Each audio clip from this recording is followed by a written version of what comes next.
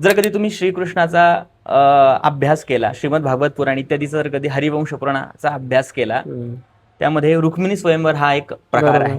तर रुक्मिणी माता पत्र लिहितात श्रीकृष्णांना की मी माझी जी कुलदेवता आहे, ज्याला आपण आपल्या आजच्या विदर्भामधलं अमरावती म्हणतो, अंबादेवीच्या नावावरून अमरावती, तर अमरावतीला एकविरेचं सुद्धा मंदिर आहे. तर त्या पत्रामध्ये ती आई रुक्मिणी सांगते की मी माझ्या कुलदेवतेला जाते आहे, तिथून दर्शनाला जाणार आहे, तुम्ही तिथून मला घ्यायला या. म्हणजे त्या काळामध्ये सुद्धा रुक्मिणींची कुलदेवता एकविरा होती आणि अंबाबाई होती, अंबादेवी ज्या नावाने ओळखलं जातं. आणि मग नंतर रुक्मिणीचा जो मुलगा होता ते म्हणजे प्रद्युम्न, आणि प्रद्युम्नाचा मुलगा अनिरुद्ध. तर अनिरुद्धापासून ही संपूर्ण वंशावळ इथपर्यंत आली, असा हा समाज आहे. म्हणून एक आहे आपलं वडिलांचं कुलदैवत आणि एक आहे आईच्या कुलदैवताशी असलेला संबंध.